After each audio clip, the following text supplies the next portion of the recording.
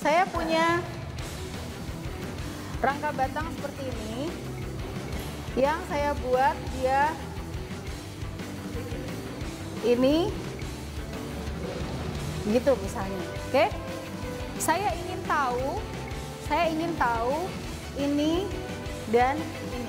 Ada pertanyaan sebelum saya akhiri masuk ke garis pengaruh? Wajahmu tuh loh. Hah? Begitu ngomong garis pengaruh langsung terpengaruh. Ya. Apa yang terjadi kalau kita ingin tahu batang EG? Batang EG. Garis pengaruh batang EG. Jadi kita lihat kalau ternyata P selama P berada di AD, kita pelengkung 3 sendi atau struktur 3 sendi di bab 5 itu gambarnya jembatan kayu Kintaikyo di Hiroshima. Itu dulu zamannya samurai itu ya, dibangun dan tidak pakai sambungan paku. Ya, tidak ada sambungan pakunya. Jadi semuanya terbuat dari kayu. Jadi yang saya inginkan jika kalian belajar sebagai civil engineering itu adalah ya sebagai civil engineer adalah belajar melihat struktur, melihat kekuatannya, melihat mungkin ada keanehan-keanehan yang seharusnya tidak harusnya muncul. Kenapa bisa begitu? Apakah ini kuat atau tidak? Itu harusnya diasah ya, harusnya diasah. Karena saya baru mengajar anak semester 3.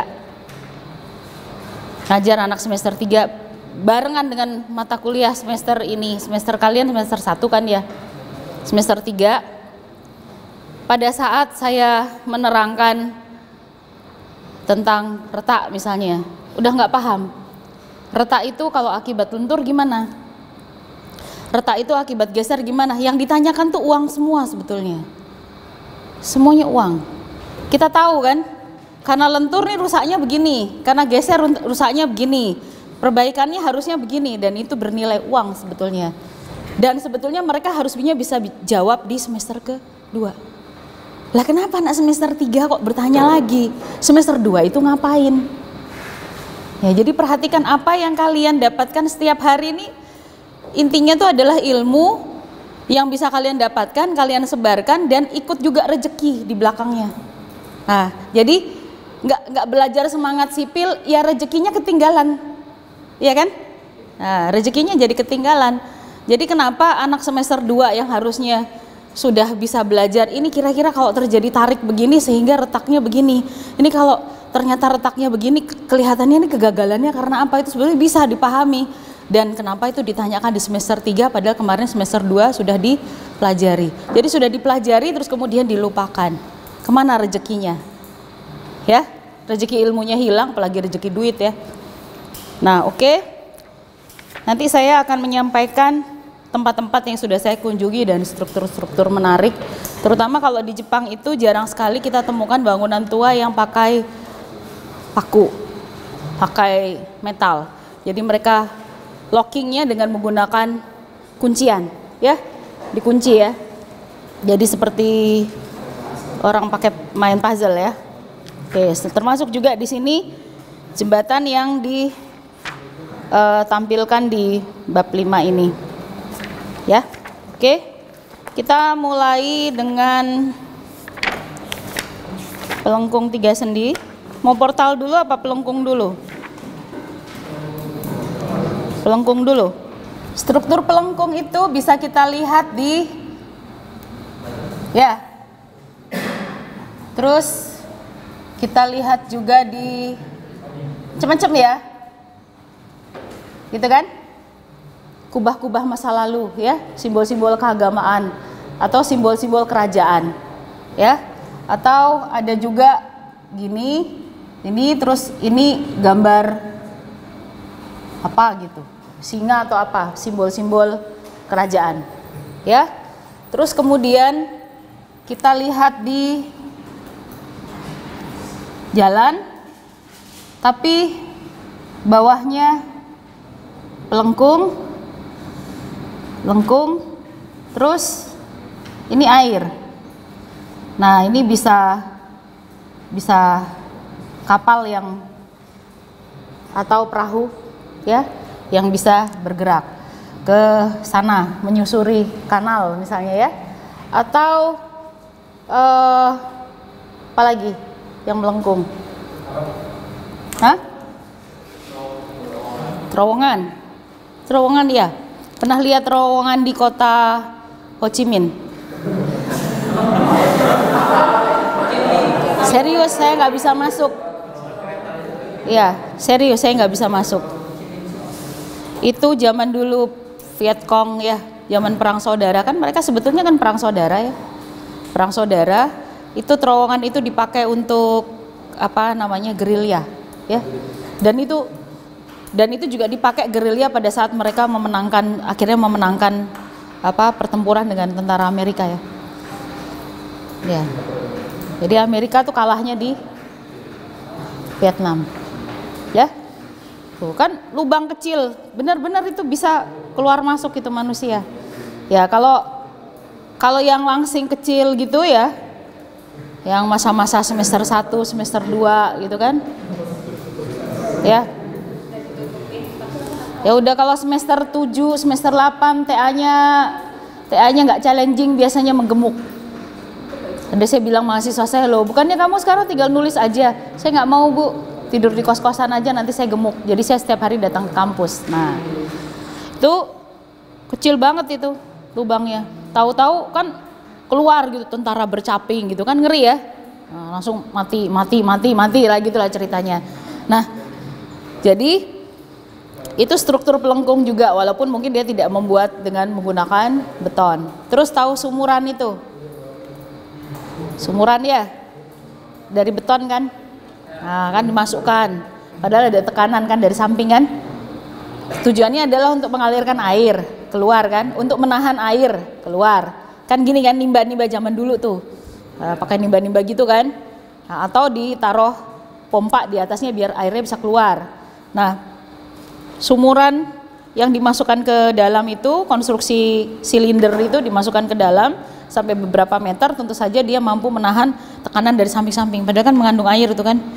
Oh, kamu kalau berenang 1 meter, 2 meter sampai menyelam di kedalaman, semakin ke dalam itu kan tekanannya kan semakin besar ya. Tentu saja memerlukan tubuh yang kuat, sehat, atau struktur itu struktur yang kuat ya, supaya tahan terhadap tekanan. Nah kemudian ada lagi struktur apa tuh? Apalagi? Masjid Salman.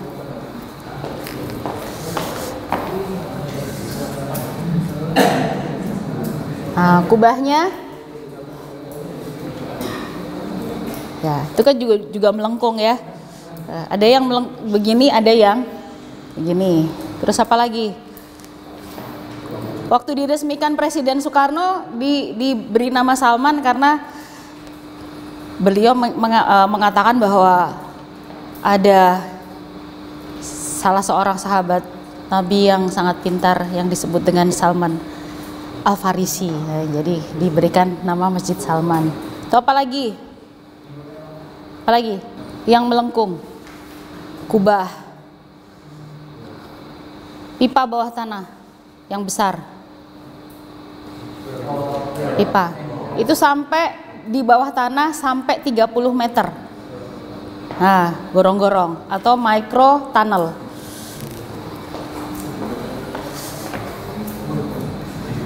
Nih ya, ada diameter inner, ada diameter outer. Kemudian ini dengan kedalaman tertentu. Ya, bisa dipakai untuk melewatkan gas, melewatkan apa? Kabel listrik. Oke. Kayak di Tokyo tuh bersih semua, nggak ada kabel listrik bergelantungan di atas. Bersih semua, semuanya lewat bawah tanah. Siapa lagi? Air kotor maupun air bersih. Bagaimana kalau kita punya subway? Iya kan? Subway, dan besar sekali. Di dalam subway itu masih ada konstruksi lain ya. Ada mallnya, ya kan? Ada supermarket, ada toilet, ada tempat instalasi lain, fasilitas lain di dalam subway itu. Ada macam-macam yang menyebabkan keperluan air bersih dan air kotor salurannya harus betul-betul bagus. Nah, dengan di dalam tanah yang seperti itu dan di atasnya kan mungkin jalur kereta api, Shinkansen, ya kan?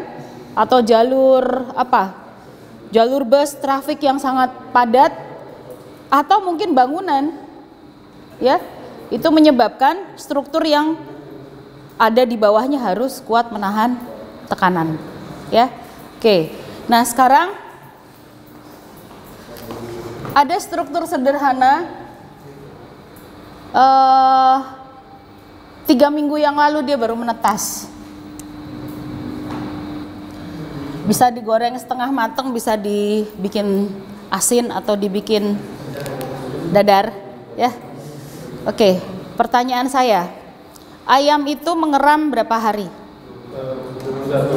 Tahu dari mana? Dikasih tahu sama induknya. Hah? Pernah baca? Wawancara? Oh, setipe? Hah? Ya, 21 hari? Tergantung dari kelembaban, ya kan? Spesies ya. Dan juga jenis unggasnya. Tapi kalau 21 hari, ayam itu kan sebetulnya juga sempat makan keluar. Makan keluar, habis itu masuk lagi untuk memberikan untuk muter telur, sama dia membiarkan telurnya diangin-anginkan selama beberapa saat sebelum dia kembali lagi, karena tidak bagus kalau terus-terus diberi panas. Nah, selama telurnya, kalau penguin tuh telurnya kadang 1 kadang 2 ya, kebanyakan 1. Selama telur itu sebelum menetas, didudukin, betul-betul ditimpa, atau induknya jongkok aja? Benar-benar ditimpa ya? Benar berat ya? Penguin bisa, ayam bisa. Penguin bisa, ayam bisa. Terus saya pernah lihat ular tuh, kan ada ular yang itu dia bertelur, terus kan dia melata di atas telurnya itu kan berat ya, kan ular ini berapa ton gitu, berapa ton, ular piton maksudnya ya, kan berat banget tuh, ya kan, panjangnya sampai 7 meter misalnya begitu. Nah, lewat tuh di atas telurnya, nggak pecah ya. Berarti induk ayam tuh memang duduk membebani telurnya. Telurnya kenapa nggak pecah?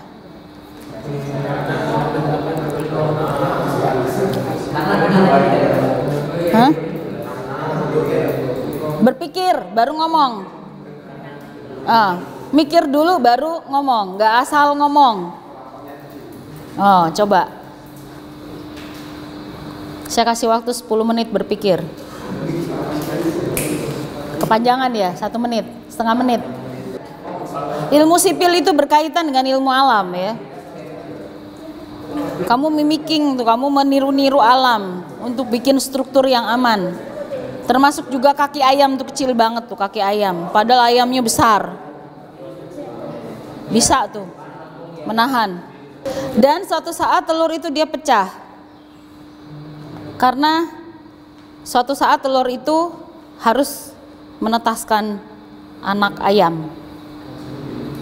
Apakah pecahnya memang dipecahin induknya gara-gara anaknya cuit-cuit minta keluar, ataukah anaknya yang memang dari dalam mendorong keluar? Memang paruhnya kuat untuk memecahkan cangkang yang induknya aja dudukin nggak apa-apa. Nah, nanti ini kalian lihat, ini inti dari struktur pelengkung. Kenapa orang zaman dulu memilih struktur pelengkung? Kenapa orang zaman dulu menganggap bahwa struktur pelengkung itu memang lebih stabil misalnya. Ya, nanti kalian lihat apakah memang itu betul. Dan perhatikan bahwa sebetulnya masalah sederhana, ya, fenomena sederhana yang ada di alam, kamu akan pintar kalau kamu banyak berinteraksi dengan alam. Kamu akan jadi bodoh kalau kamu banyak berinteraksi dengan game. Believe me. Kalau kamu jadi gamer, pemain game itu salah. Tetapi kalau kamu yang mengembangkan gamenya, kamu yang bikin gamenya, itu baru betul. Jadi kalau kamu hanya main game saja, itu adalah kebodohan. Ya. Nah, jadi orang sipil kok main gamenya game apa sih? Perang, kan civilization, ngapain war, ya kan? Ya. Oke.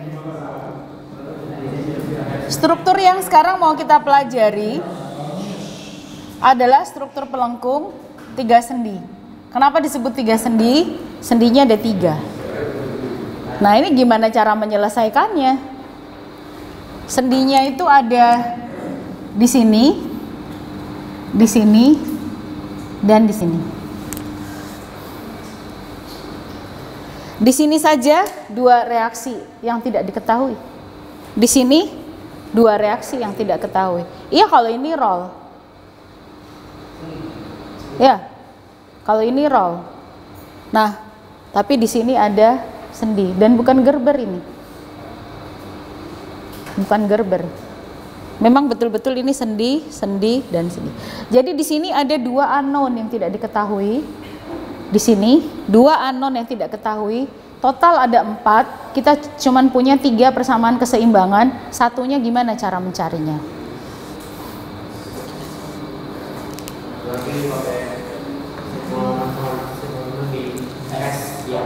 Oke, bagi yang sudah baca bukunya, bagi yang sudah mempelajari sebelumnya, itu bisa punya feeling untuk mengerjakan ini. Bagi yang tidak membaca, ya bingung. Ya. Oke, jadi salah satu cara untuk menyelesaikannya adalah dengan cara ini dibelah menjadi 2 bagian. Bagian kiri dan bagian kanan. Kita melihat di sini ada reaksi vertikal 1, ini reaksi horizontal 1, dan di sebelah sini ada reaksi vertikal titik 2, reaksi horizontal titik 2, dan tentu saja karena ini dibuka, maka kita akan mempunyai vertikal di sendi horizontal ya. Horizontal di sendi. Ini arahnya boleh ke atas atau ke bawah tergantung permisalan.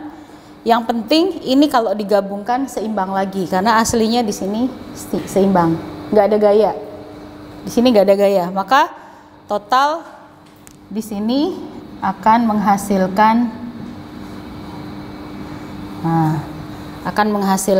gaya yang seperti itu. Nah, sekarang tergantung dari berapakah tinggi ini, berapakah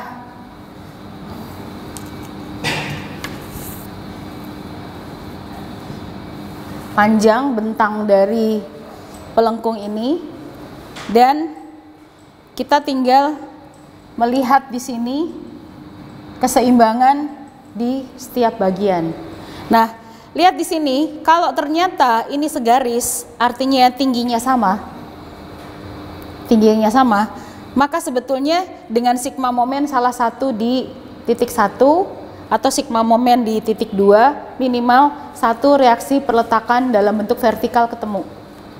Karena horizontal ke arah sini dia segaris. Sehingga sigma momen di salah satu di sini sama dengan 0, maka vertikal di sini didapatkan. Ya, sigma momen waktu belum dipecah. Nah, sigma momen di sini sama dengan 0, maka vertikal di sini didapatkan. Jadi 2 didapatkan. Tetapi sigma horizontalnya sama dengan 0, nggak ketemu-ketemu karena horizontal di sini dengan horizontal di sini tetap dalam bentuk persamaan. Sigma vertikal, oke, bisa dipakai untuk mengecek. Ya, kita lihat di sini, misalnya seperti ini. Nah, lihat struktur ini, ya, lihat struktur ini. Sigma momen di titik 1 sama dengan 0. Kita akan mendapatkan RV2, gitu toh? Dikalikan dengan L sama dengan beban-beban luar. Iya kan? Kalau ini ada bebannya misalnya beban P1, terus di sini ada beban P2 yang tingginya setengah H, dan ini jaraknya adalah 1/4 L, ya. Nah, maka RV2 dikalikan dengan L sama dengan P2, P1 ya, P1 3/4 L, sehingga langsung didapatkan RV2 itu sama dengan 3/4 P1. P2. Oh, ada P2 ya. Ini ke sini tambah ya. P2 kali setengah H. 3/4 P1 ditambah setengah P2 kali H ini kali L dibagi dengan L, gitu ya. Nah, sementara sigma momen di 2 sama dengan 0, maka RV1 juga langsung ketemu ya. Begitu juga caranya ya. RV1 di 2 sama dengan 0, RV1 kali L itu minus plus. Oke, ini plus minus, ini plus. Oke, sama dengan P1 dikali 1/4 L dikurang P2 kali, maka RV1 sama dengan P1 kali 1/4 ya, 1/4 P1 dikali L dikurangi setengah P2 kali H dibagi L. Nah, langsung ketemu. Tapi berapakah RH2, RH1? Nggak bisa. Sigma horizontal sama dengan 0. Iya. Ya. Sigma horizontal sama dengan 0. Iya, bisa dipakai. Tapi akan menghasilkan P2 ditambah RH1 sama dengan RH2. Iya, gitu aja kan? Tapi ini berapa nih, berapa? Nggak tahu. Nggak tahu. Jadi ini adalah persamaan yang tidak bisa dipecahkan hanya dengan menggunakan sigma momen sama dengan 0, 1, 2. Sigma vertikal sama dengan 0, 3. Sigma horizontal sama dengan 0. Nggak bisa. Sigma vertikal sama dengan 0 hanya memberikan konfirmasi ini ditambah ini, ya. Keseimbangannya apakah tercapai sesuai dengan beban P1. Udah, gitu aja. Bagaimana RH1 dan RH2? Nah, kita hanya bisa menyelesaikan dengan cara membuka itu, kemudian memilih salah satu, kiri atau kanan. Jadi misalnya dipilih kiri boleh. Kalau kiri seperti ini ada P2 dan ini tingginya setengah H, ya kan? Ini jaraknya menjadi setengah L ya, setengah L. Terus oke, kita lihat bagian kiri.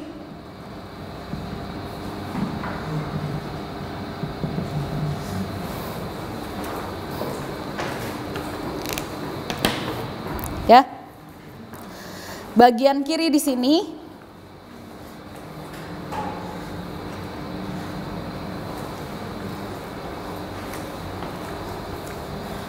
kita ambil sigma momen ds sama dengan 0, otomatis vertikal ds dan horizontal ds semuanya menuju titik S, ya. Oke. Kita akan mendapatkan RH1 di situ. Ya kan? Jadi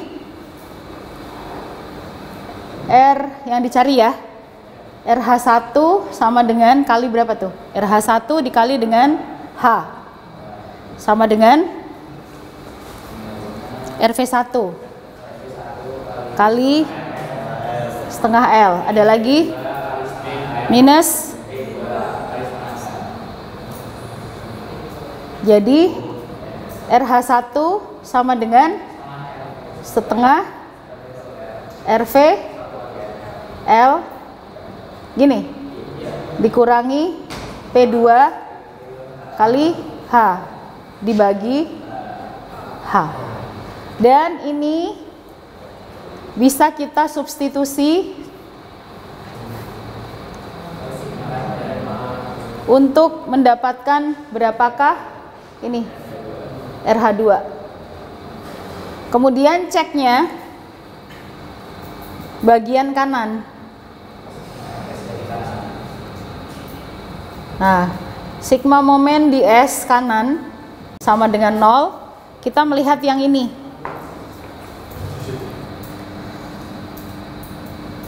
Ini kita melihat yang ini dengan ada P di sini ya. P1 yang jaraknya setengah L ya. Seperempat. Seperempat L ya. Oke. Sigma momen di S sama dengan 0. Maka kita mendapatkan RH2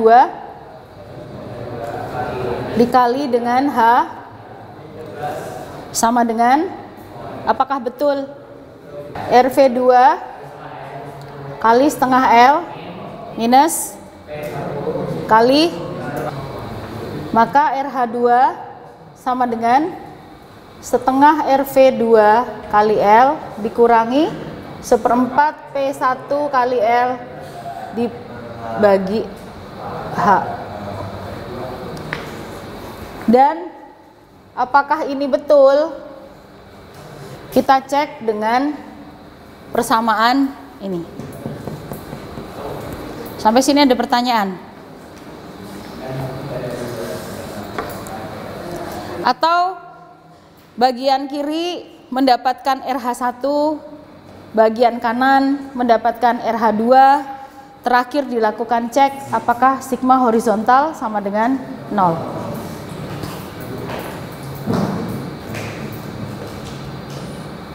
Ada pertanyaan sampai sini? Yang jadi masalah adalah apabila terjadi tidak kesamaan level di titik 1 dan titik 2. Nah, itu baru urusannya rame ya. Contoh seperti ini menyebabkan kita tidak bisa menemukan itu langsung RH RV baik di titik 1 maupun di titik 2. Sehingga kalau kita mau fokus, misalnya kita fokus ke sebelah kiri, kita ingin mendapatkan, maka kita bisa mengambil sigma momen di titik 2 sama dengan 0 dan sigma momen di 2 sama dengan 0, sigma S di sisi potongan kiri ya sama dengan 0 untuk mendapatkan